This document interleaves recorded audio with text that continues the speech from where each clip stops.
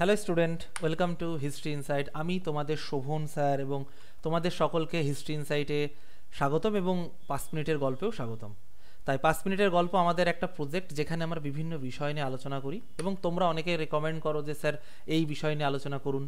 তা কিছুদিন এইটা অফ ছিল আমার ব্যস্ততার কারণে, তা এবার আমি এটা চালু করলাম আর কি। এবার থেকে তোমরা তোমাদের যদি কোনো বিষয় সম্পর্কে জানতে ইচ্ছা হয় বা জানতে চাও, তোমরা কমেন্টে লিখে রাখো যে আমরা এই বিষয় সম্পর্কে জানতে চাও, আমি সেই বিষয় নিয়ে ভিডিও বানাবো।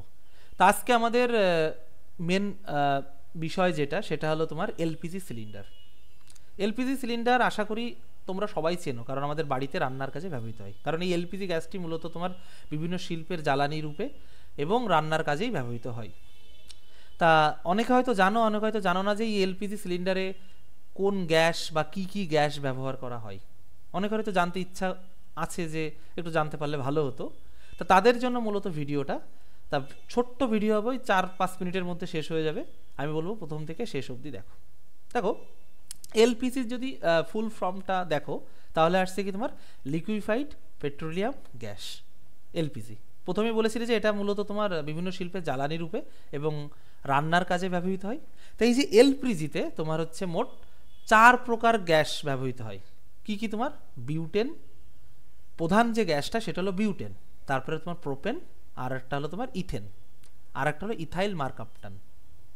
তাই এই এলপিজির প্রধান যে গ্যাস সেটা হলো তোমার বিউটেন। প্রধান যে গ্যাস এলপিজির সেটা হলো কি তোমার বিউটেন। এর সংকেত হলো C4H10। বুঝতে পেরেছো? এবার হলো এর সাথে আরো অল্প কিছু গ্যাস মেশানো হয়, সেটা হলো তোমার ইথেন, যেটা হলো তোমার C2H6, ও তোমার প্রোপেন। বুঝতে পেরেছো? প্রোপেন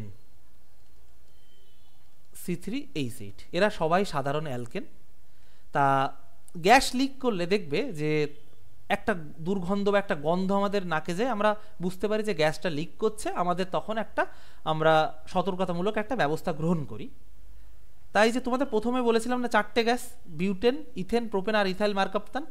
তো ওই যে দুর্গন্ধযুক্ত গ্যাস, যেটা আমরা বুঝতে পারি যে গ্যাস লিক করলে বুঝতে পারি যে তোমার গ্যাসটা লিক করেছে, সেইটাই হলো তোমার ইথাইল মার্কাপটান। অর্থাৎ গ্যাস লিক করলে যাতে বোঝা যায় যে তোমার গ্যাস লিক করেছে এবং আমরা সতর্কতামূলক ব্যবস্থা নিতে পারি, তার জন্য তোমার এই এলপিজি সিলিন্ডারে কি মেশানো হয়? তোমার ইথাইল মার কাপ্তান। ইথাইল মার কাপ্তান এর সংকেত হলো তোমার C2H5SH। বুঝতে পেরেছো? এই ইথাইল মার কাপ্তান এর জন্য ব্যবহার করা হয়। তা বন্ধুরা, তোমরা যদি আর কোনো বিষয় সম্পর্কে জানতে চাও, কমেন্ট করো, সেই বিষয়টা লিখে কমেন্ট করো। এবং প্রত্যেক সপ্তাহে এবার 2 থেকে 3টে করে আমি চেষ্টা করবো যে বিভিন্ন বিষয় নিয়ে এবং ছোটো ছোটো ভিডিও বানানোর, এবং সেটা তোমরা যেটা চাইবে সেটা নিয়েই বানাবো আমি।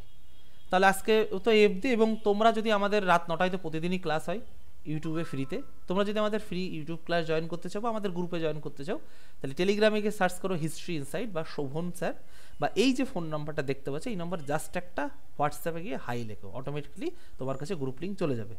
তাহলে বন্ধুরা, আজকে আমি তোমাদের আশা করি এইটা এলপিজির ধারণাটা কনসেপ্ট ক্লিয়ার করতে পারলাম। এবং তোমাদের যদি আরও কোনো বিষয় সম্পর্কে জানার ইচ্ছা থাকে বা আগ্রহ থাকে, কমেন্টে লেখো। এবং তোমরা আর কি কোন কোন বিষয়ের উপর ভিডিও পেতে চাও সেটা কমেন্টে জানাও, আমি তোমাদেরকে সেই বিষয় নিয়ে ভিডিও বানাবো। তাহলে আজকের মতো অবধি, নতুন কোনো ভিডিও দেখা হবে। টাটা, সবাই ভালো থেকো, গুড নাইট।